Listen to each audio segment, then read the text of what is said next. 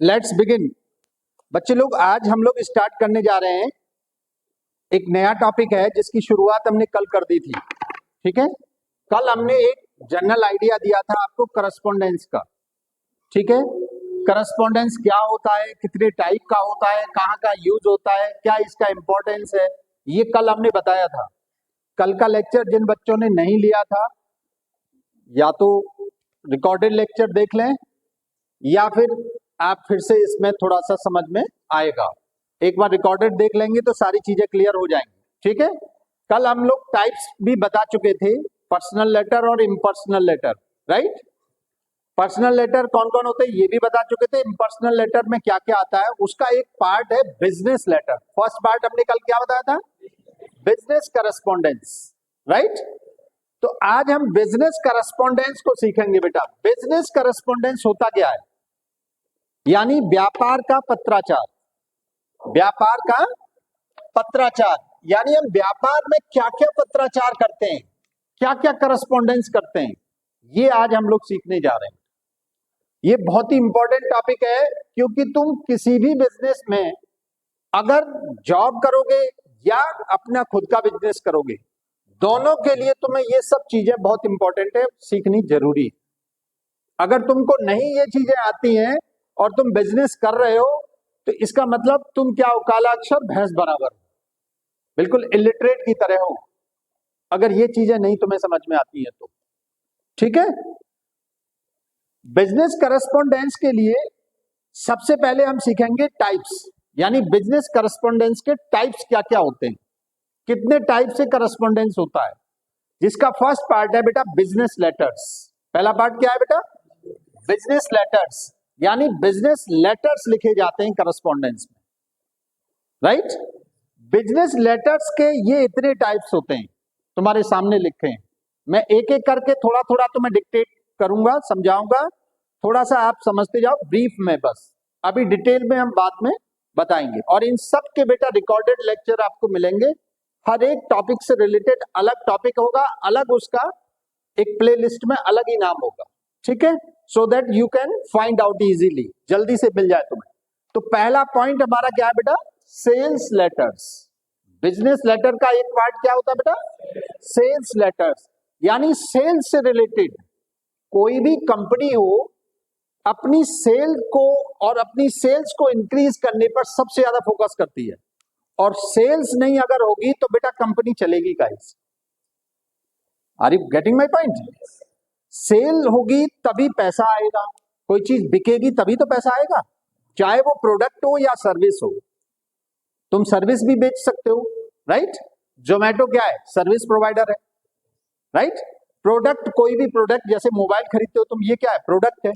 Right, तो अपनी sales को बढ़ाना, चाहे वो सर्विसेज की सेल्स हो या वो प्रोडक्ट की सेल हो, उसको बढ़ाने के लिए जो लेटर लिखे जाते हैं उनको बेटा क्या बोलते हैं, सेल्स लेटर्स। बाद में बताएंगे और डिटेल। उसके बाद आओ इंक्वायरी लेटर्स। बिजनेस में एक दूसरा पार्ट बिजनेस लेटर का है इंक्वायरी लेटर्स, यानी तुम अपने या अपने प्रोडक्ट के बारे में या उसको इंक्रीज करने के लिए जब किसी कंपनी से या और अपने से ज्यादा डेवलप्ड जो कंपनी है उससे अपने इंक्वायरी कराते हो, या अपने प्रोडक्ट की कोई जांच कराते हो, या तुम किसी दूसरी कंपनी के प्रोडक्ट की जांच करते हो, ऐसे लेटर्स जो लिखे जाते हैं उनको क्या बोलते हैं बेटा, इंक्वायरी लेटर्स। समझ में आ रहा है, नहीं आ रहा है? उसके बाद आओ बेटा कोटेशन लेटर्स। कोटेशन लेटर्स क्या होता है, कोटेशन होता है बेटा निविदा। राइट, जिसको तुम टेंडर भी बोलते हो।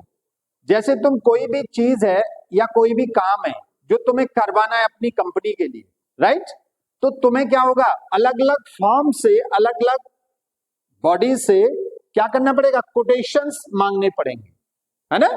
तुम्हें टेंडर्स भेजने पड़ेंगे कि ये काम है, इसका इतना पैसा डिसाइड किया गया है, इस क्वालिटी का इतने प्रोडक्ट हमें चाहिए।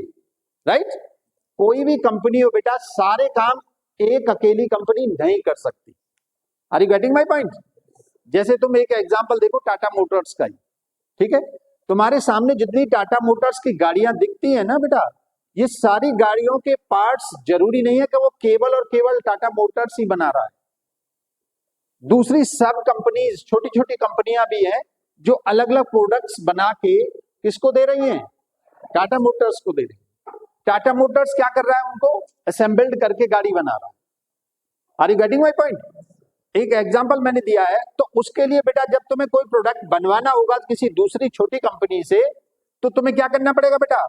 उसके लिए कोटेशंस मांगने पड़ेंगे, लोगों से मांगना पड़ेगा, दूसरी कंपनी से मांगना पड़ेगा कि तुम हमारा ये प्रोडक्ट की डिजाइन ये है, इस स्पेसिफिकेशन का हमें इतने प्रोडक्ट चाहिए, कौन दे सकता है, कितनी क्वांटिटी चाहिए वो भी बताना होगा तुम्हें, उसका क्या प्राइस तुम ऑफर कर रहे हो ये भी देना होगा। जो लोएस्ट प्राइस वाला होता है उसी पे कंपनी कंफर्म कर देती है, उसी के बिड को फाइनल कर देती है। इस पे हम बाद में आएंगे बेटा डिटेल में। अभी हम सिर्फ इतना सीखते हैं, कोटेशंस लेटर्स वो लेटर्स होते हैं जिनमें हम दूसरे कंपनी से या दूसरी फर्म से किसी सर्विस को करवाने के लिए या किसी प्रोडक्ट को बनवाने के लिए जो हम अपना ऑफर देते हैं उनको, उसको बोलते हैं बेटा quotation letters. Are you getting my point? छोटे में समझते चलो बेटा। अभी ऑर्डर लेटर्स, सपोज दैट तुमने कोटेशन मांगा और किसी कंपनी का तुमने फाइनल कर दिया कि भाई ये कंपनी हमें ठीक लग रही है, इसका रेट भी जायज है और ये हमारी स्पेसिफिकेशंस पे खरी उतरेगी, राइट? तुम उसके मतलब ऑफर लेटर से क्या हो? सेटिस्फाइड हो। तो जब तुम्हें ऑफर लेटर मिल जाएगा कंपनी का, तो तुम्हें क्या देना होगा बेटा? Order letters. फिर तुम उसको ऑर्डर दोगे कि मैं आपको ये ऑर्डर देता हूं, इसके लिए इतना एडवांस पेमेंट करता हूं, इतना पेमेंट माल की डिलीवरी होने पर मिल जाएगा। Are you getting my point? तो इस टाइप के लेटर को क्या बोलते हैं बेटा? Order letters. उसके बाद आओ बेटा क्रेडिट लेटर्स। क्रेडिट लेटर क्या होता है? क्रेडिट का मतलब जैसे तुम जानते ही हो, मतलब पैसे का आना, राइट? माल का आना, सही समय पर तुमने जो प्रोडक्ट या सर्विस जिससे मांगी गई थी, जिसको तुमने ऑर्डर दिया था, उस स्पेसिफिकेशन के हिसाब से तुम्हें अगर कोई भी चीज है वो तुम्हारे पास क्रेडिट हो गई या तुम्हारे पास जो सर्विस है वो आ गई, उसके बाद तुम उसको एक अपना क्रेडिट लेटर दोगे कि ये हमारी तरफ से तुम्हें दिया जाता है। एक तो इस टाइप के क्रेडिट लेटर होते हैं। एक क्रेडिट लेटर ये होता है, सपोज दैट कोई तुम्हें माल दे रहा है, ठीक है? उस माल के लिए उसके पास वो नहीं है, क्या नहीं है? या फाइनेंस की प्रॉब्लम है ना, या मैन पावर की प्रॉब्लम है, या स्पेस की प्रॉब्लम है, तो तुम अपनी क्रेडिट पर उसको अपनी तरफ से कोई फाइनेंशियल हेल्प देते हो, क्रेडिट देते हो उसको। ये क्रेडिट नोट दिया जाता है कि हाँ तुम इतने पैसे ले लो हमसे एडवांस में, जिससे तुम हमारे माल की अच्छे टाइम पे डिलीवरी कर दो। तो उस तरह के लेटर्स को हम क्या बोलते हैं बेटा? Credit letter. ये फाइनेंशियल भी हो सकता है। Are you getting my point? Financial aid के लिए ज्यादातर क्रेडिट लेटर दिए जाते हैं। उसके बाद देखो बेटा एडजस्टमेंट लेटर्स। एडजस्टमेंट लेटर क्या होता है? सपोज दैट तुमने किसी कंपनी को क्रेडिट लेटर दिया कि हमने तुम्हें 50 लाख रुपए दिए हैं अपना माल समय से पूरा करने के लिए। ऑर्डर आपका मान लो 1.5 करोड़ रुपए का था, राइट? तो जो 50 लाख रुपए उसके क्या होंगे बेटा? एडजस्ट होंगे। क्या होंगे? एडजस्ट होंगे कंपनी के। तो उसके लिए तुम क्या दोगे? एडजस्टमेंट लेटर, कि हमने आपको 50 लाख जो एडवांस दिया था उसको हम इस लेटर के माध्यम से आपका क्या कर रहे हैं बेटा? एडजस्ट कर रहे हैं, ठीक है? बाकी 1 CR जो है तुम उसको पेमेंट कर दोगे। तो ये इस टाइप के लेटर क्या हो गए बेटा? Adjustment letter. कंप्लेंट लेटर्स, ये भी इंपॉर्टेंट है। सपोज दैट तुमने किसी कंपनी को ऑर्डर दे दिया, राइट? उस कंपनी ने तुम्हें माल भी दे दिया या सर्विस भी प्रोवाइड कर दी, लेकिन उसके माल में या प्रोडक्ट में कुछ डिफेक्ट है। क्या है बेटा? डिफेक्ट है, कोई कमी है, या उसकी सर्विस में कोई कमी है, राइट? तो तुम क्या करोगे बेटा? कंप्लेंट लेटर लिखोगे। कंप्लेंट लेटर किसको लिखोगे? उस कंपनी को जिससे तुमने काम या माल बनवाकर लिया है। क्लियर? सो दैट वो फ्यूचर में या तो इस जो माल है इसको रिपेयर करा के दे, राइट? या उसमें कोई माइनर कोई कमी है तो उसको अगले जब सप्लाई देगा वो उस समय इसको दूर करे उस कंप्लेंट, राइट? तो इस तरह के लेटर को क्या बोलते हैं बेटा? Complaint letter. ये सब बेटा बिजनेस लेटर के ही क्या है? पार्ट्स। क्लियर? Any doubt? बहुत लेंदी है बेटा। बिजनेस करना भी कोई बच्चों का खेल नहीं है, इसलिए हर आदमी नहीं करता है और कर भी नहीं पाता है। बिजनेस करने के लिए बेटा बिजनेस माइंड होना बिजनेस माइंडेड होना बहुत जरूरी है। एक अच्छी सोच, एक ऊंची सोच। हमारे इंडिया में ये बहुत बड़ी प्रॉब्लम है। हमारे यहाँ पर सबसे पहले ही बच्चे को सिखाया जाता है बहुत अच्छे से पढ़ो, अच्छे मार्क्स लाओ, क्लास में टॉपर बनो, अच्छी नौकरी करो। दुनिया में ज्यादातर बच्चों का जो परवरिश होती है वो इसी माइंडसेट के साथ की जाती है कि बच्चा अच्छे से पढ़े और कहीं किसी के यहाँ जाके या तो सरकार के अंदर या किसी प्राइवेट सेक्टर में क्या करे, नौकरी करे। यानी तुम सर्विस क्लास प्रोडक्ट बनाए जाते हैं जनरली। सर्विस क्लास क्या होता है बेटा, वो हैंड टू माउथ रहता है, पूरे जीवन काम करता है, पूरे जीवन जब काम करता है तभी उसको तनख्वाह मिलती है, जब उसको सैलरी मिलती है वो उसको खर्च करता है, खाता पीता, फिर काम पे चला जाता है, राइट। अगर कटु शब्दों में अगर कहा जाए तो service class is just like कोलू का बैल, राइट। जितनी देर कोलू का बैल जैसे घूमता रहेगा तब तक उसको काम मिलता रहेगा, खाने को मिलता रहेगा। जब वो घूमना बंद, काम बंद और सैलरी बंद, राइट।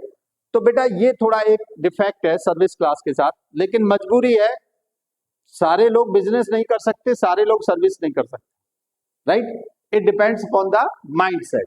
तुम्हारा माइंडसेट क्या है, तुम्हारी परवरिश किस माहौल में हो रही है, उस पर डिपेंड करता है। Come to the point. अगला हमारा पॉइंट है बेटा बिजनेस मेमोज। बिजनेस लेटर के बाद हमने क्या देखना है, बिजनेस मेमोज। मेमोज क्या होते हैं बेटा? मेमोज एक तरह से समझ लो मेमोरी से संबंधित है, राइट।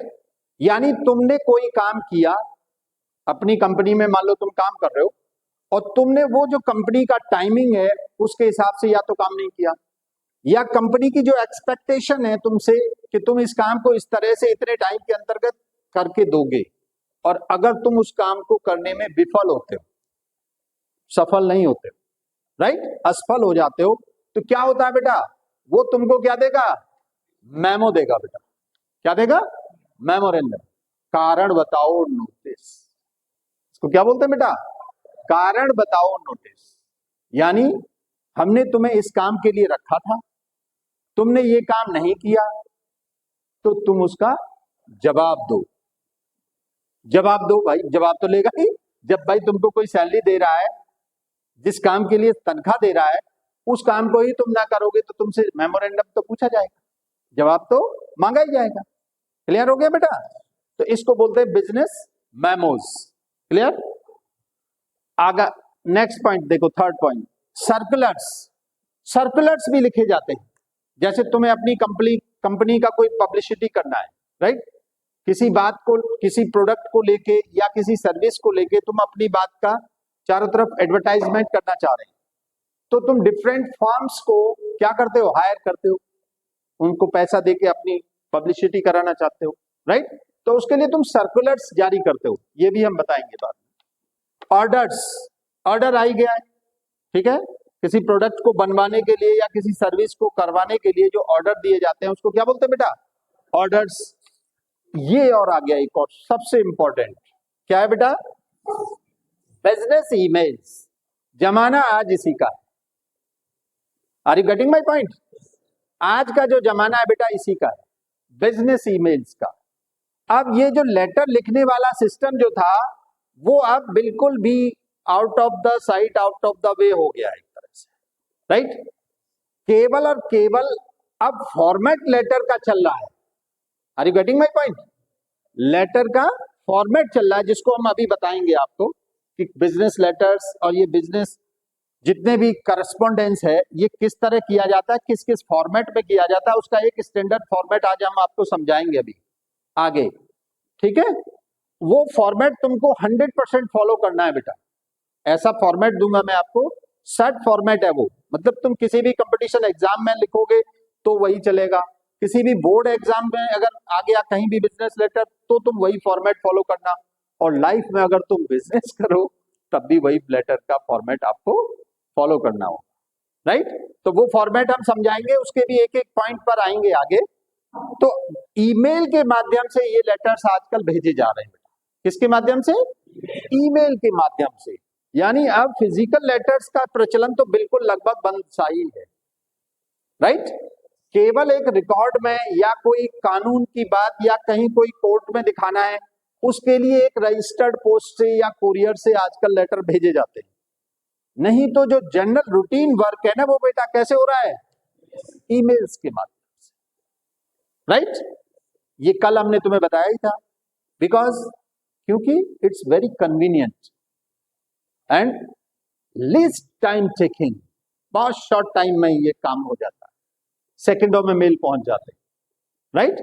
कन्वीनियंट भी है, चीपर भी है, खर्चा भी नहीं होता था, खट खट खट खट टाइप करो, खट खट खट खट मेल करो, राइट? तो ये भी हम आज सीखेंगे, इसका भी फॉर्मेट सीखेंगे। आप एक चीज समझो, जितने भी ये बिजनेस करस्पॉन्डेंस है हमारा बेटा, ठीक है, जिसको हम करेंगे आगे, उसकी जो क्वालिटीज हैं बेटा, वो क्या क्या होनी चाहिए। अब हम इस पॉइंट पर आते हैं। तुम इनमें से कोई भी अगर लेटर लिख रहे हो किसी भी टाइप का बिजनेस करस्पॉन्डेंस कर रहे हो, तो उसमें क्या क्या क्वालिटीज होनी चाहिए, अब हम इन पर डिस्कस करेंगे। Are you getting my point? यानी तुम जब कोई भी बिजनेस लेटर लिखने जा रहे हो, तो उसमें क्या क्वालिटी होनी चाहिए? पहला पॉइंट, सिंप्लिसिटी। जो भी आप लेटर लिख रहे हो बेटा, वो सिंपल लैंग्वेज में होना चाहिए, बहुत ही कॉम्प्लिकेटेड लैंग्वेज में नहीं, लिटरेरी लैंग्वेज में नहीं, पोएटिक लैंग्वेज में नहीं। पोएम नहीं लिख रहे हो तुम वहां, प्ले ड्रामा नहीं लिख रहे हो, सिंपल लैंग्वेज में। सिंपल लैंग्वेज में सिंपल वर्ड्स का यूज करना है। Are you getting my point? Simple words का, बहुत टफ वर्ड्स नहीं, डिफिकल्ट वर्ड्स नहीं, कि वो बंदा सामने वाला उसको मीनिंग समझने के लिए उसको 4 बार गूगल करना पड़ जाए या डिक्शनरी देखनी पड़ जाए। ऐसी लैंग्वेज, ऐसे वर्ड्स का यूज नहीं करना। पहला पॉइंट ये ध्यान रखो, लैंग्वेज तुम्हारी एकदम सिंपल होनी चाहिए, सिंप्लिसिटी होनी चाहिए लैंग्वेज में, राइट? टफ नहीं होनी चाहिए, इजी टू अंडरस्टूड। कैसी होनी चाहिए बेटा? हाँ, समझने में बहुत इजी होनी चाहिए। दूसरी बात, समझने में इजी तो ठीक है, ग्रामेटिकली करेक्ट होना चाहिए। हेलो, क्या होना चाहिए? Grammatically correct. कैसे? तुम कोई मान लो लेटर लिख रहे हो, सेल्स लेटर ही लिख रहे हो, एक कोई भी, या बिजनेस ईमेल ही लिख रहे हो। तुमने कोई भी एक ईमेल बनाया, उसमें तुमने मान लो 10 सेंटेंस लिखे, राइट, फॉर एग्जाम्पल, और 10 सेंटेंस में तुमने 40 मिस्टेक कर दी ग्रामर की। जहां इज लगना चाहिए वहां तुमने आर लगा दिया, जहां वाज लगना चाहिए वहां हेड लगा दिया तुमने, जहां वर्ब की थर्ड फॉर्म लगनी चाहिए वहां फर्स्ट फॉर्म लगा दी। Are you getting my point? अगर तुम्हारी ग्रामेटिकल मिस्टेक्स हैं, तो बेटा तुम्हारा बिजनेस फेल होना निश्चित है। अब आप समझ लो क्यों। देखो, तुम किसी से भी किसी भी टाइप का लेटर या कोटेशन लेटर कुछ भी लिखोगे ना बेटा, वो तुम्हारा फर्स्ट इंप्रेशन होगा। वो क्या होगा? First impression. तुमने कोई लेटर लिखा, सामने वाली फर्म ने उस लेटर को जैसे ही देखा, उसकी समझ में ही नहीं आ रहा है तुम लिखना क्या चाह रहे हो, तुम आखिर में चाह क्या रहे हो, what's your demand, what's the purpose of your writing. क्यों? तुमने इतनी मिस्टेक कर दी उसमें, वो मीनिंग ही नहीं समझ पा रहा है उसका। तो बेटा, grammar is the backbone of English और एनी लैंग्वेज। मैं कहता हूं इंग्लिश लैंग्वेज ही नहीं बेटा, सारी लैंग्वेज की ग्रामर क्या होती है? बैकबोन होती है। अगर वो तुमको नहीं आती है, इंग्लिश में इंग्लिश ग्रामर, हिंदी में हिंदी ग्रामर, और दूसरे जो लैंग्वेज है उनमें अपनी अलग लैंग्वेज होती है, वो नहीं आती है, तो बेटा सब बेकार है, ऑल इज वर्स, बकवास हो गया सब, राइट? तो सबसे पहले हमारा फोकस भी किस पे रहा था अब तक, देखा तुमने, किस पे रहा बताओ?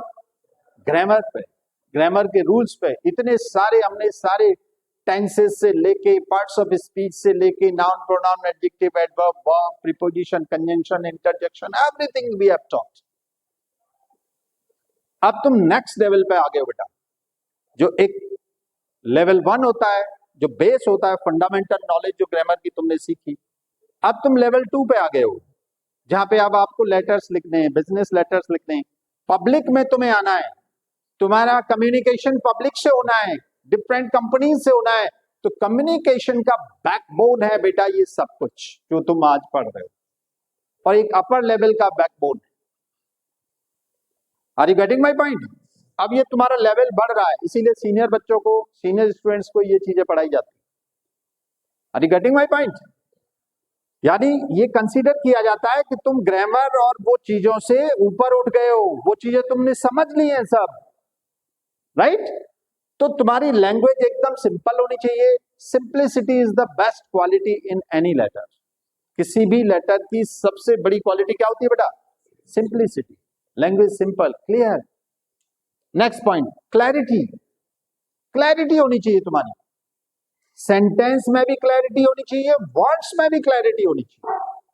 तुम वर्ड्स ऐसे यूज कर रहे हो जिसका क्लैरिटी है ही नहीं, जो एप्रोप्रिएट वर्ड्स है उनको यूज ही नहीं कर रहे हो, उल्टे सीधे वर्ड्स यूज कर रहे हो,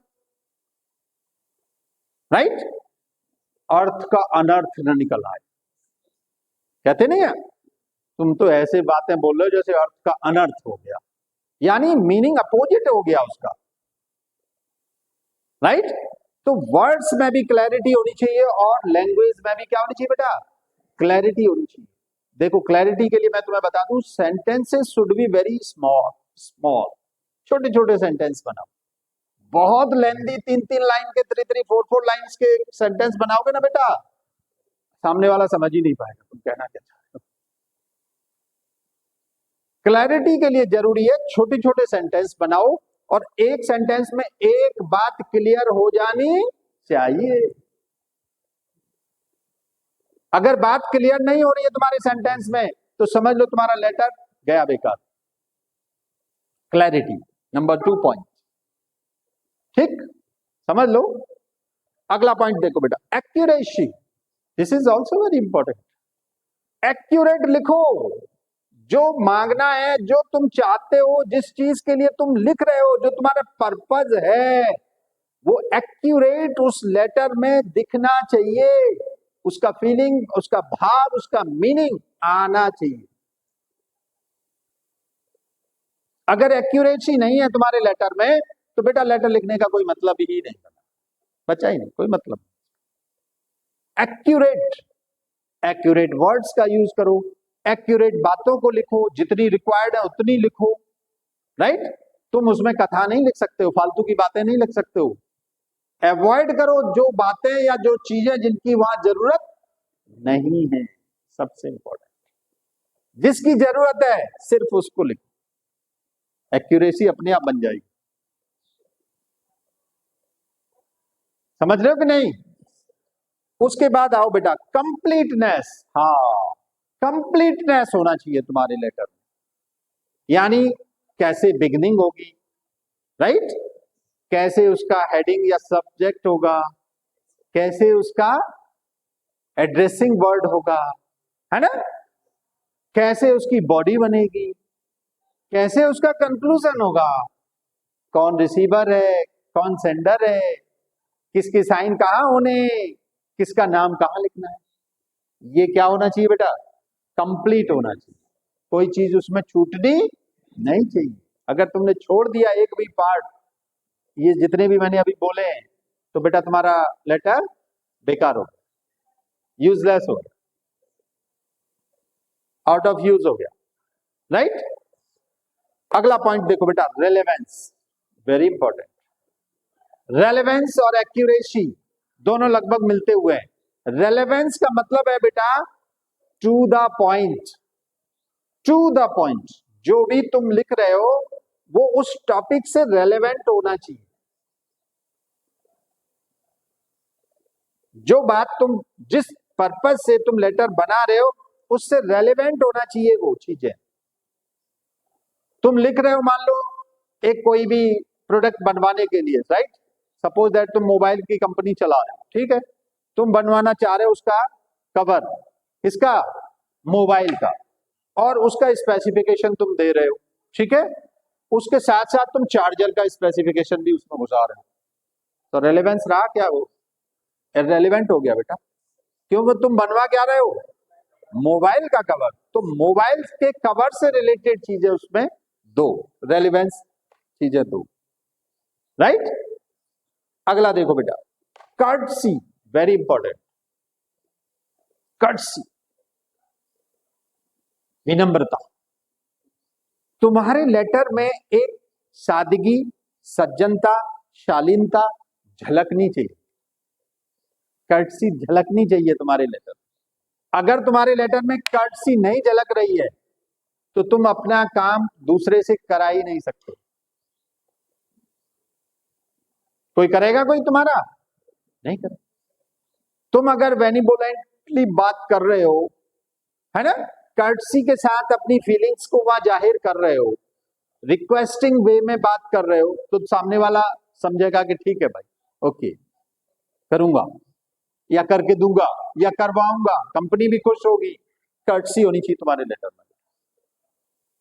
हर समय ऑर्डरली या डिक्टेटरशिप नहीं झलकनी चाहिए तुम्हारी बातों, करके दो वरना तुम्हारी जमानत जब्त कर लूंगा, है ना। तो बेटा ये कौन करेगा तुम्हारा काम? कोई नहीं करेगा। बिजनेसमैन को देखो, देखते हो ना तुम, एकदम मीठा बोलने वाला होता है, एकदम मृदुभाषी, उसका व्यवहार देख लो तुम। चाहे सामने वाला कस्टमर कितना भी गर्म हो रहा है, गुस्से में है, आग बबूला हो रहा है, कोई बात नहीं, कोई बात नहीं, ठीक है, हम इसको सुधार देंगे, ठीक करवा देंगे, सही करा के देंगे, दूसरा प्रोडक्ट देंगे, राइट।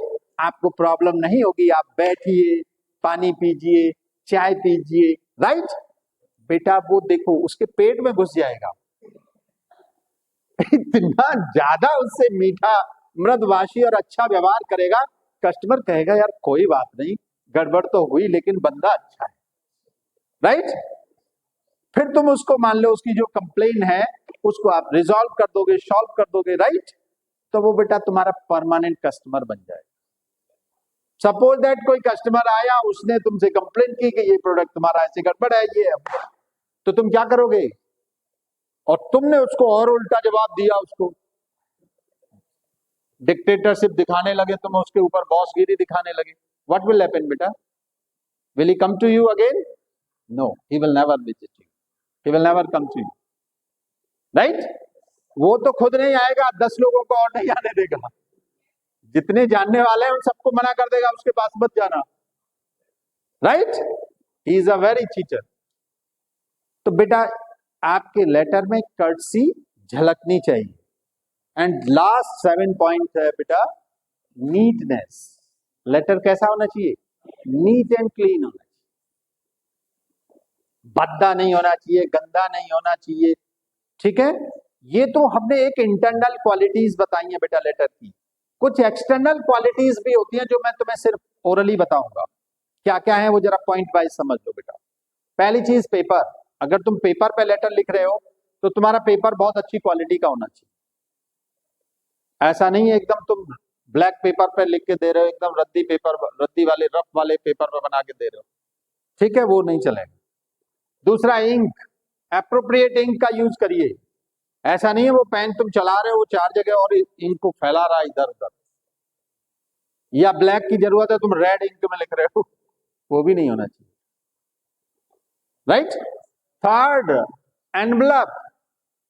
जिस लेटर को तुम जिस एनवलप में लिख रहे हो, रख रहे हो, वो उसका साइज उसके अप्रोप्रिएट होना चाहिए। लेटर है तुम्हारे, पेज है उसमें 20 और तुम्हारा एनवलप है इतना छोटा सा, उसको घुमुड़ घुमुड़ के उसमें तुम घुसा रहे हो, ठूस रहे हो, वो लेटर का इन्फ्लुएंस जो भी आदमी पाएगा ना, वो देखते ही कहेगा he is not a man of appropriateness, ये बंदा सही नहीं है, ये कंपनी सही नहीं है बेटा।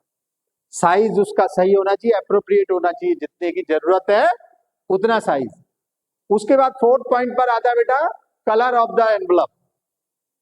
कलर भी उसके एप्रोप्रिएट होना चाहिए। गवर्नमेंट ऑर्डर्स देखो तुम जितने भी हैं, खाकी लिफाफे में चलते हैं, देखा होगा तुमने, राइट। वो पिंक लेटर में नहीं लिख के भेजते तुम्हें, वो कोई भाई लव लेटर थोड़ी भेज रहे, तुम्हें पिंक लिफाफा लेंगे उसमें बना के तुम्हें भेजेंगे, राइट। लीगल इलीगल जितनी भी चीजें तुम देखो, लीगल लेटर्स आते हैं एकदम व्हाइट प्लेन पेपर में, प्लेन लिफाफे में आते हैं, देखा है उनका एनवलप, तो ये सब चीजें एक आउटवर्ड चीजें जो मैंने तुम्हें बताई है, लेटर की ये क्वालिटीज होनी चाहिए। ओके, अब हम लोग आएंगे बेटा पार्ट्स ऑफ लेटर, जो बेसिक फंडामेंटल पार्ट है ना बेटा, उसका फॉर्मेट बनाएंगे अभी हम, और उसके एक एक पार्ट को समझेंगे कि कैसे और किस जगह लेटर लिखा जाता है। ओके, देखो आप अपनी लाइफ के गोल्स को सेट करो। पहले गोल अगर तुम्हारा सेट है तो उस गोल के लिए उसी तरीके से और उसी रास्ते को पकड़ो, उन्हीं रिसोर्सेस को यूज करो जो पहले जो आदमी इस गोल तक पहुंचने में उन्होंने रिसोर्स और वो रास्ते या वो चीजें अडॉप्ट की थी। बहुत सिंपल तरीका है। एक फिक्स्ड टाइम टेबल होना चाहिए तुम्हारी जीवन का, फिक्स्ड टारगेट होना चाहिए लाइफ का, फिक्स्ड तुम्हारी विचार होना चाहिए कि तुम्हें क्या पाना है, कब क्या करना है। सबसे इंपॉर्टेंट क्या है, कब क्या करना है। देखो हर आदमी के पास 24 घंटे है बेटा, उस 24 घंटे में एक आदमी तो बहुत कुछ कर गया। एक 24 घंटे में ऐसा भी है जो 10 करोड़ कमा रहा है, एक 24 घंटे में ऐसा भी है जो 2 करोड़ कमा रहा है, 24 घंटे में ऐसा भी है जो 1 लाख कमा रहा है, और एक 24 घंटे में ऐसा भी है जो 10,000 भी नहीं कमा रहा है, 24 घंटे में एक 2,000 भी नहीं कमा रहा है, 100 रुपए भी नहीं कमा रहा है, जीरो, और उधारी पे चल रहा है। Are you getting my point? तो हर चीज का बेटा एक टाइम होता है। जैसे स्टूडेंट लाइफ है तुम्हारी 25 ईयर्स तक, तुम्हें केवल और केवल क्या करना है, मेहनत करनी है, अपना टारगेट बना के कि मुझे ये बनना है, मुझे इंजीनियर बनना है, या मुझे डॉक्टर बनना है, या मुझे सिविल सर्वेंट बनना है, या मुझे जो भी बनना है। तुमको जो बनना है वो पहले डिसाइड करो, उसके अकॉर्डिंग मेहनत करो, उसके अकॉर्डिंग रिसोर्सेज, बुक्स, सारी जितनी चीजें होती हैं सबको रख लो और उनका यूज करो। तुम्हारा कोई टाइम टेबल ही नहीं है। सोना होगा रात को 10 बजे, सोएंगे 1 बजे, क्यों? 2 घंटे तो तुम टाइम वेस्ट किए, तो बेटा तुम अपने गोल पर नहीं पहुंचोगे, राइट? तो your goal must be very specific. Clear? Okay, ये तो लेट्स बिगिन, शुरू करते हैं हम लोग। बिजनेस लेटर का फॉर्मेट कैसे बनाते हैं, पहले हम फॉर्मेट बनाएंगे बेटा, उसको तुम्हें फॉलो करते हुए लिखना है, राइट? तो बिजनेस लेटर के हमने जो अभी तक सीखा उसकी चीजों के अलावा जो अब हमें सीखना है, इसके पार्ट्स क्या क्या होते हैं। यानी कोई भी बिजनेस लेटर है उसमें कौन कौन सी चीजें इंक्लूड होनी चाहिए। पहला पार्ट क्या है हमारा, हेडिंग। यानी हेडिंग, हेडिंग सबसे इंपॉर्टेंट पार्ट है, क्योंकि ये किसी भी लेटर में सबसे ऊपर आता है। कहां आता है बेटा? सबसे ऊपर, यहां पर आएगा।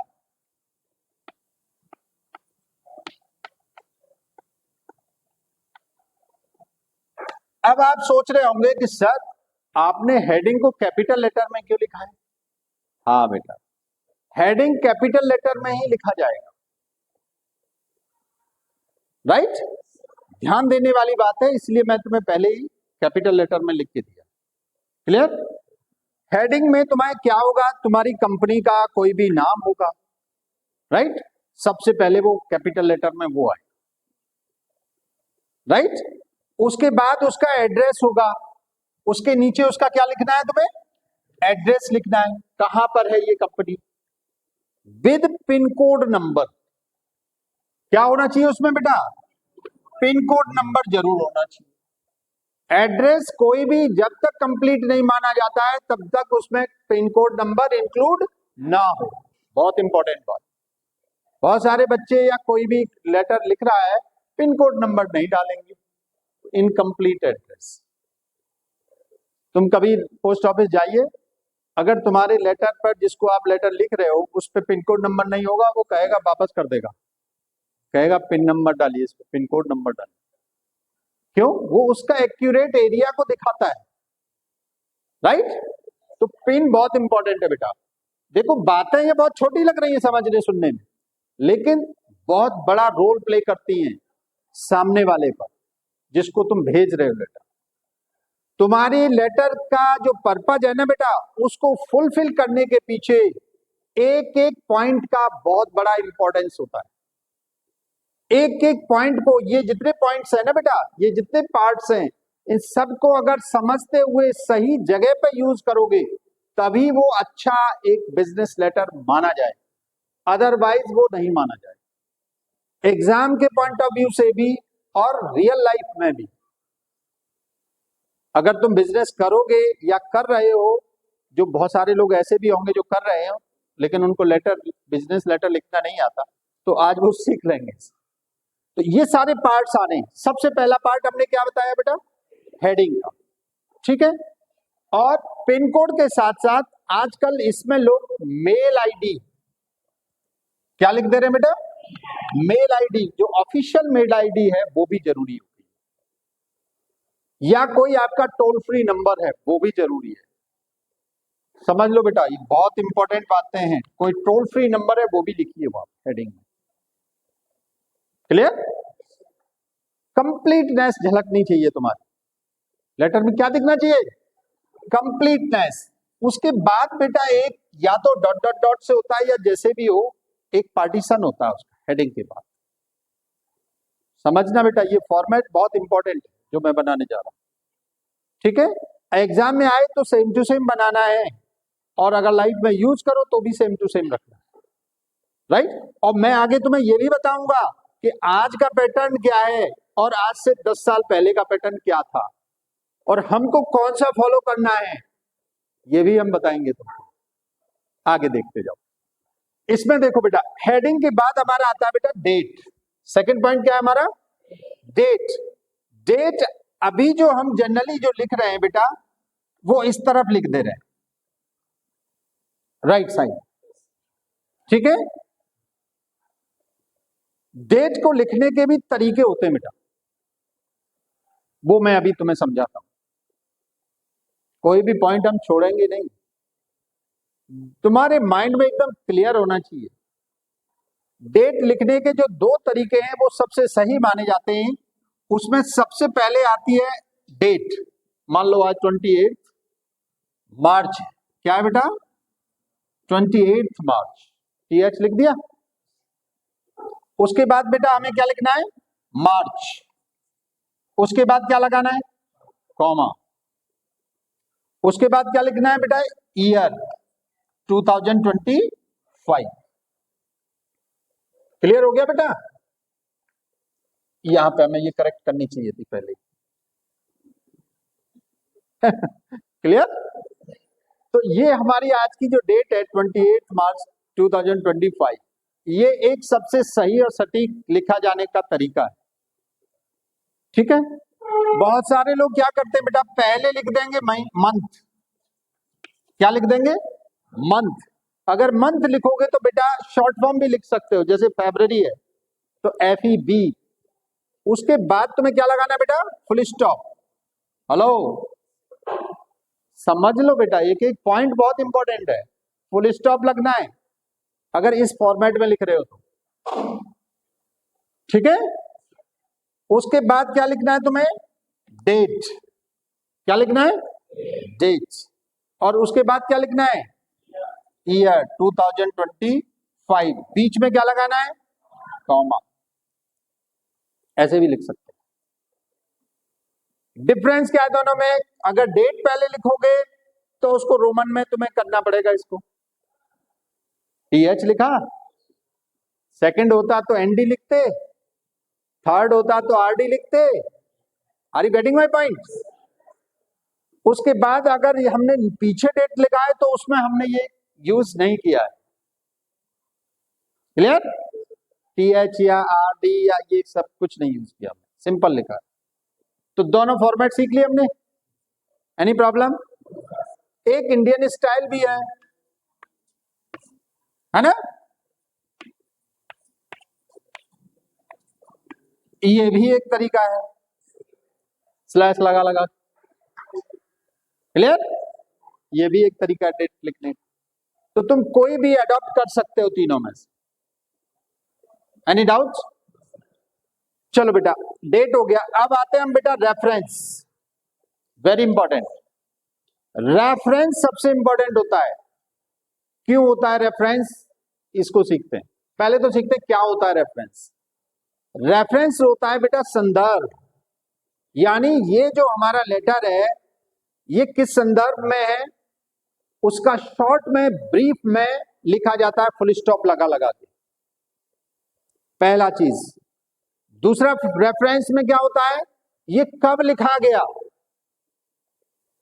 पहला किसके बारे में लिखा गया, दूसरा कब लिखा गया, उसकी डेट भी आ जाती है इसमें, मंथ आ जाता है इसमें। और बेटा ये लेटर जो गया है इसका डिस्पैच नंबर क्या है। रजिस्टर में जो डिस्पैच रजिस्टर एक होता है हर कंपनी में, हर ऑर्गेनाइजेशन में जहां से लेटर भेजे जाते हैं, उसके पेज नंबर से लेके उसका सीरियल नंबर तक इसमें आता है बेटा रेफरेंस में। Are you getting my point? मैं एक तुम्हें बताता हूं, रेफरेंस यहां पर आता है बेटा सबसे ऊपर, समझ लो इस चीज को।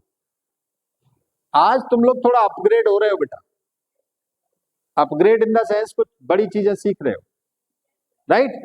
जब रेफरेंस लिखोगे यहां लिखा जाएगा, इसका मैं तरीका थोड़ा यहां बता दे रहा हूं, नीचे इसको समझ लो किसके बारे में है। सपोज दैट तुमने दिया कोई भी कोटेशन दे रहे हो तुम, राइट, कोटेशन लेटर लिख रहे हो, हम तो सबका बता रहे हैं ना, QUOT करके फुल स्टॉप लिख दिया, क्या लगा दिया, फुल स्टॉप। यानी पहला पॉइंट क्या हो गया, ये कोटेशन से रिलेटेड है। फुल स्टॉप के बाद तुमने लिखा क्या, मान लो ये मार्च में लिखा गया, मार्च कर दिया, ठीक है। इससे पहले हाँ एक चीज छूट रही है, तुम चाहो तो उसको भी लिख सकते हो। तुम जिस ऑर्गेनाइजेशन को लिख रहे हो, जिस सामने वाली पार्टी को जिसको दे रहे हो, उसका एक वो दे दोगे तुम शॉर्ट फॉर्म। जैसे मान लो तुम टाटा मोटर्स को दे रहे हो तो TM टाटा मोटर्स, राइट। उसके बाद मान लो तुमने दिया उसको कंप्लेन लेटर लिखा तो COMP, कोटेशन लिखा तो QUOT, शॉर्ट फॉर्म QUT भी लिख सकते हो, फुल स्टॉप लगा दिया, राइट। उसके बाद तुमने मान लो लिखा ये मार्च में तो 03 कर दिया डैश लगा के, राइट। उसके बाद तुमने क्या किया, ईयर लिख दिया 2025 हो गया, राइट। अब बेटा आ जाओ डिस्पैच रजिस्टर पे आ जाओ, यहां उसके बाद स्लैश लगा दो। डिस्पैच रजिस्टर में कहा होगा ये डिस्पैच रजिस्टर हो गया, राइट। ये डिस्पैच रजिस्टर में कितने नंबर पेज पर है, 25, मान लो 25 में पेज पर है। कितने सीरियल नंबर पर है, 03, 3 नंबर सीरियल पर। Are you getting my point? कुछ समझ में आ रहा है कि नहीं आ रहा है? रेफरेंस कितना इंपॉर्टेंट हो गया, हर चीज आ गई इसमें बेटा, शॉर्ट फॉर्म में हर चीज आ गई। तुम्हारे सामने ये लेटर आएगा, तुम 2 सेकंड में उस रजिस्टर को ट्रेस आउट कर लोगे कि ये किस रजिस्टर में, किस नंबर पर, किस पेज पर, किस बारे में लेटर लिखा गया था। सिर्फ रेफरेंस देखते ही तुम बता दोगे। Are you getting my point? तो ये बेटा रेफरेंस यहां पे लिखा जाना है, सबसे इंपॉर्टेंट पॉइंट। कुछ सीखने को मिल रहा है कि नहीं? जितने लोग इसको रिकॉर्डेड लेक्चर देखेंगे बेटा वो लाइक करना जरूर कर दें, भूलें ना, क्योंकि हमारी बहुत मेहनत पड़ रही है। कमेंट भी कर दें। चलो बेटा नेक्स्ट पॉइंट, इनसाइड एड्रेस। अगला पॉइंट आता है बेटा इनसाइड एड्रेस। आज तुमको मैं अच्छा बिजनेसमैन बना दूंगा। चलो बेटा इनसाइड एड्रेस सबसे इंपॉर्टेंट आ गया। आप बेटा इनसाइड एड्रेस यानी जिसको तुम लेटर लिख रहे हो उसका एड्रेस। देखो इनसाइड एड्रेस की क्या क्या बातें हैं, यहां पे आएगा ये बेटा इनसाइड एड्रेस। अब इसके लिए देखो क्या क्या चीजें इंपॉर्टेंट है इनसाइड एड्रेस के लिए। ये पॉइंट देखने में छोटे लग रहे हैं, इसमें और बहुत सारी चीजें हैं जो समझनी है हमको। क्या है बेटा इनसाइड एड्रेस की सबसे बड़ी चीज है, पहली लाइन होती है जिसमें जिस आदमी को, जिस पर्सन को तुम लेटर लिख रहे हो उसका डेजिग्नेशन आएगा, पद नाम। सबसे पहली लाइन में क्या आएगा बेटा, डेजिग्नेशन यानी उसका पदनाम। कौन है वो, मैनेजर है द मैनेजर, प्रिंसिपल है द प्रिंसिपल, चीफ सेक्रेटरी है the chief secretary, right, general manager है द जनरल मैनेजर। डेजिग्नेशन आ गया, क्लियर हो गया। पहले पॉइंट में क्या आएगा, डेजिग्नेशन। किसका पार्ट है ये, इनसाइड एड्रेस का, क्लियर।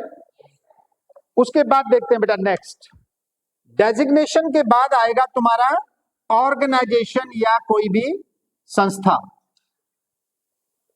जिस भी इंस्टीट्यूट के लिए या जिस भी संस्था के लिए या जिस भी फॉर्म के लिए तुम लेटर लिख रहे हो उसका नाम आएगा, जैसे the general manager Tata Motors, right, या हुंडई मोटर्स या कोई और, क्लियर। तो उस संस्था का या उस कंपनी का या उस ऑर्गेनाइजेशन का नाम लिखना होगा बेटा, क्लियर। उसके बाद क्या आएगा, इसके नाम के बाद उस कंपनी का उस ऑर्गेनाइजेशन का एड्रेस कहां पर है, ये उस या तो जिले का नाम या पहले स्मॉल यूनिट प्लेस का नाम, फिर उस डिस्ट्रिक्ट का नाम या उस स्टेट का नाम, किस स्टेट में, राइट, और उसका pin code number. Complete address हो गया बेटा।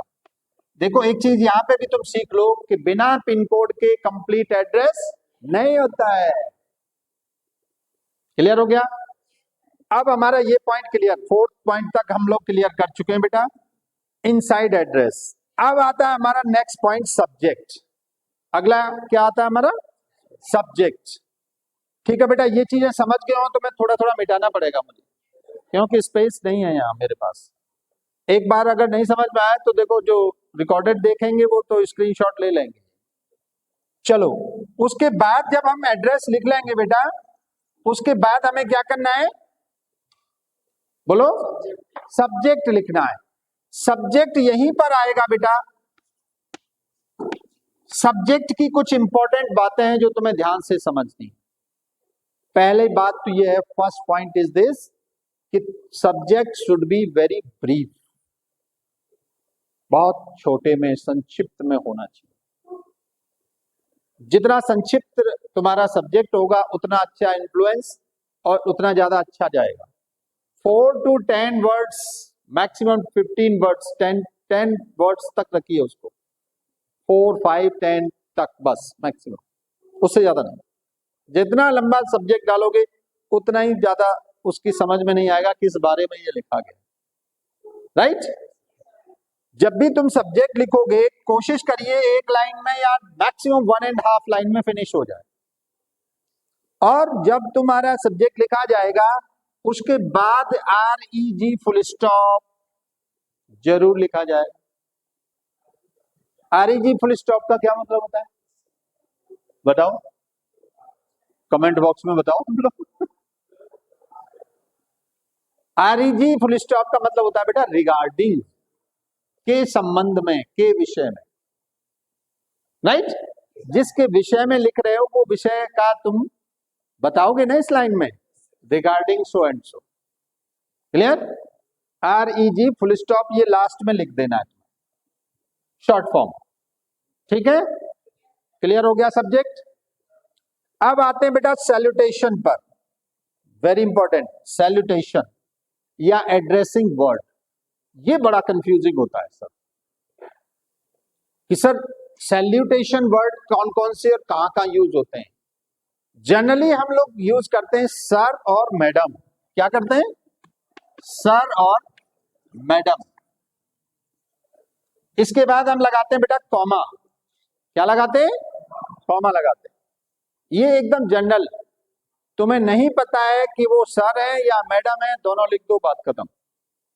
इफ यू आर श्योर कि वो सर ही है, पहले मिल चुके हो तुम कंफर्म हो, राइट, या तुम्हारे एग्जाम में दिया है कि mister so and so is the chief manager of this organisation, right a business letter regarding this and this, जो भी है कोई भी पॉइंट है उस पर लिखवा रहा है, राइट। तो सर ऑब्लिक मैडम तब लिखेंगे जब मालूम नहीं है, अगर मालूम है तो केवल सर। और अच्छा इंप्रेशन देना है, dear sir, respected sir.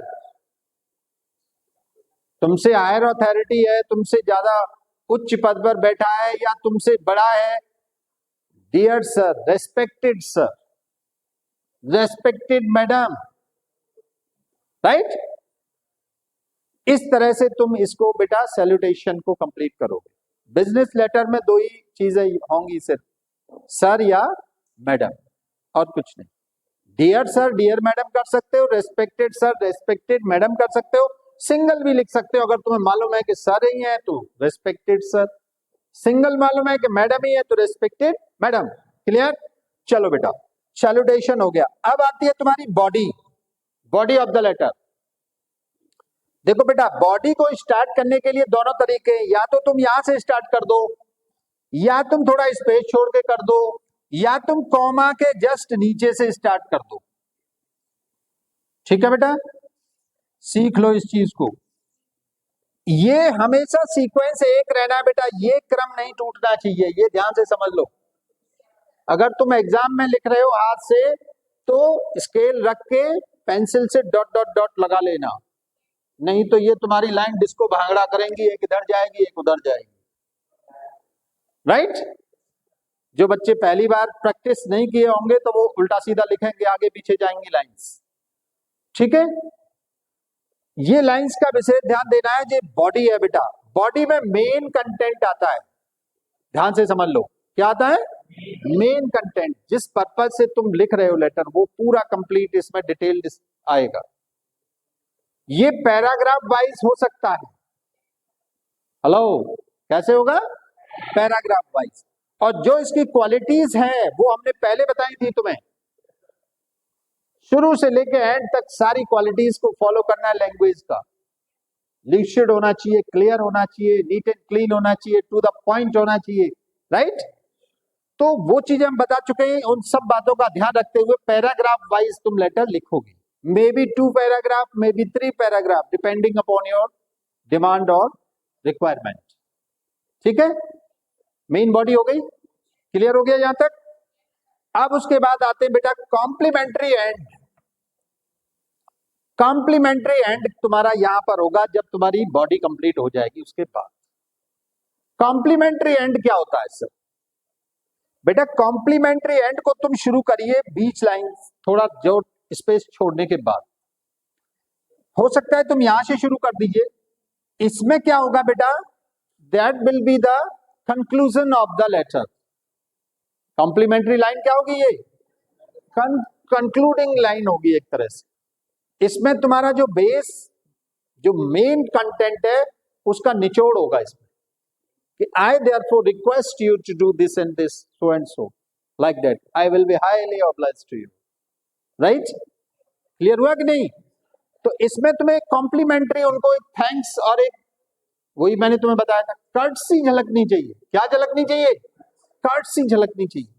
Order नहीं दे रहे हो तुम उनको कि do this otherwise I will see you, तो बेटा वो करेंगे क्यों जब तुम इनको इस तरह धमकाओगे, राइट। तो इसमें तुम्हारे कंक्लूडिंग लाइन में रिक्वेस्टिंग वे में अपनी बात को आगे प्रोसेस करने के लिए भेज सकते हो। उसके बाद आओ, ये बहुत इंपॉर्टेंट, सिग्नेचर के बारे में बच्चों में बहुत कंफ्यूजन रहता है। क्या होता है? पहली चीज तो बच्चे सीधा सिग्नेचर, पहले नाम लिख देते हैं, नीचे सिग्नेचर कर देते हैं। नहीं, कभी नहीं करने वाला। जनरली बच्चे क्या करते हैं? पहले नाम लिख देंगे, फिर कहा जाए सिग्नेचर करो तो नाम के नीचे सिग्नेचर लिख देते हैं। This is very wrong. सबसे पहले बेटा तुम्हें क्या करना है? बोलो। नहीं, पहले तुम्हें कैपिटल लेटर में अपना नाम लिखना है। किस में लिखना है? कैपिटल लेटर में। सपोज दैट तुम्हारा नाम है योगेश, योगेश, ठीक है, ब्रैकेट में कर दिया हमने योगेश, राइट। अब जब नाम लिख गया, इसके ऊपर तुम्हें यहां सिग्नेचर करना है बेटा, नेम के ऊपर। Signature must be above to the name. जहां तुम्हारा नाम लिखा है उसके जस्ट ऊपर होना चाहिए सिग्नेचर, और उसके नीचे तुम्हारा डेजिग्नेशन, तुम कौन हो, किस पद पर हो, क्या पद नाम है तुम्हारा, वो सब लिखा जाएगा, राइट। उसके बाद देखो क्या क्या चीजें आनी है। एनक्लोजर्स, लेफ्ट साइड में आएगा बेटा एनक्लोजर्स। एनक्लोजर्स को हिंदी में क्या बोलते हैं? संलग्नक। क्या बोलते हैं? संलग्नक।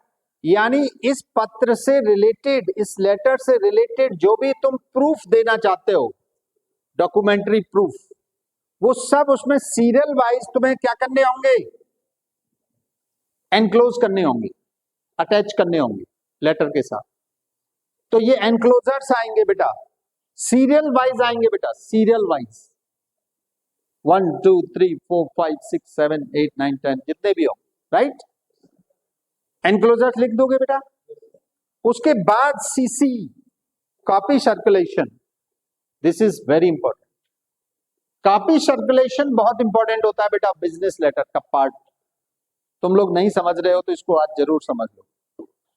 ये कॉपी सर्कुलेशन सर क्या होता है? कॉपी सर्कुलेशन ये होता है कि तुमने लिखा, मान लो किसी भी जीएम को लिखा, जनरल मैनेजर को लिखा, राइट? उसकी हेड ऑफिस को तुमने जनरल मैनेजर को लिख दिया, क्लियर? आप इसी बात को उसके दूसरे सबऑर्डिनेट जो ऑफिसेस हैं या रीजनल ऑफिसेस जो हैं उसी कंपनी के, उनको आप सीसी कर सकते हो। कॉपी सर्कुलेशन उनको भी कर सकते हो। जहां से तुम्हें डायरेक्ट सप्लाई या ऑर्डर आना है उसको सीसी कर सकते हो। या तुम बताना चाह रहे हो कि ये मैंने बात उनको भेजा है, ये लेटर, तो इसका रेफरेंस इधर भी चला जाना चाहिए, इनको भी ये चीज अपडेट रहनी चाहिए कि मैंने ये बात वहां भेजी है। Are you getting my point? उससे संबंधित जितने भी अधिकारी या जो भी उससे संबंधित लोग हैं उनको आप सीसी कर सकते हो बेटा। मेल लिखते हो, मेल, मेल में जस्ट नीचे जो एड्रेस आता है ना तुम्हारा मेल आईडी का, उसके जस्ट नीचे देखो सीसी लिखा रहता है। कॉपी सर्कुलेशन, जब भी तुम मेल करो कभी किसी को करके देखना, उसमें जस्ट नीचे सीसी लिखा रहता है। तो कॉपी सर्कुलेशन तुम वहां पे भी बढ़ा सकते हो। अगर मेल कर रहे हो तो वहां पे सीसी कर दो, राइट? शॉर्ट फॉर्म लिखी रहती है वहां सीसी। उसके बाद देखो पोस्ट स्क्रिप्ट, ये क्या होता है सर? पोस्ट स्क्रिप्ट, ये तो नया नाम आया हमारे सामने। पोस्ट स्क्रिप्ट कहां लिखा जाता है बेटा? ये जब एनक्लोजर्स हो जाएंगे, सीसी हो जाएंगे, सीसी भी यहां इसके नीचे ही आएगा बेटा, एनक्लोजर के नीचे आएगा सीसी। तुम किस किस को लिख रहे हो वो सब सीसी यहां आएगा नीचे ही, समझ लो बेटा। और पोस्ट स्क्रिप्ट कहां होगा? वो भी सबसे नीचे लिखा जाएगा। पोस्ट स्क्रिप्ट का मतलब समझो बेटा, होता क्या है? पोस्ट स्क्रिप्ट एक ऐसी चीज होती है जो तुमने मेल लेटर में नहीं लिखी, राइट? लेकिन तुम किसी भी बात को अपनी तरफ आकर्षित करने के लिए या उसको कोई प्रलोभन देना चाहते हो। If you order me, right, 10 bags, I will offer you 20% extra rebate. समझ गए कि नहीं? अगर तुम मुझे 100 बैग्स का ऑर्डर दोगे तो मैं तुम्हें 20% का एक्स्ट्रा और रिबेट दे दूंगा। ये किस में आएगा बेटा? पोस्ट स्क्रिप्ट, सबसे नीचे आएगा ये। पोस्ट स्क्रिप्ट क्या करती है? ये दूसरी कंपनी को एक तरह से प्रलोभित करती है, लालायित करती है, अरे अरे ये 20% और दे देगा, इसको 100 बैग्स का ऑर्डर दे दो, राइट? बिजनेस लेटर का बेटा ये पार्ट होता है, ये पोस्ट स्क्रिप्ट। समझ में आ रहा है कि नहीं आ रहा है? कुछ नया सीखने को मिल रहा है कि नहीं मिल रहा है? अगर मिल रहा है तो बता देना कमेंट बॉक्स में, राइट? चलो, ऑल द बेस्ट। इस तरह से बेटा हमारा ये आज कंप्लीट फॉर्मेट हमने सीख लिया है बिजनेस लेटर का। हमने पूरा ट्राई किया है, इसमें कोई भी चीज छोड़ी नहीं है, कोई भी ऐसी बात या ऐसी क्वालिटी नहीं छोड़ी है जो एक बिजनेस लेटर में होनी चाहिए, राइट? कुछ भी नहीं छोड़ा है हमने। I tried my best. अब आपके ऊपर है कि थोड़ा इसका प्रैक्टिस करो, एक दो बिजनेस लेटर अपने आप लिखो, राइट? और प्रॉब्लम्स जब आए तो डिस्कस करो। और जो लोग बाहर बैठे हैं, बाहर से पढ़ रहे हैं, तो उनके लिए कमेंट बॉक्स हमेशा खुला रहता है। कल भी एक बच्चे ने कुछ क्वेश्चन किया मुझे कमेंट बॉक्स में, मैंने उसका रिप्लाई किया। मैं रोज करता हूं, जब भी मेरे को दिख जाता है किसी का क्वेश्चन मैं उसका रिप्लाई जरूर करता हूं, राइट। इसलिए देखते रहो, सीखते रहो, समझते रहो, ठीक है। Communication skills by doctor Omvir Singh. All the best, thank you.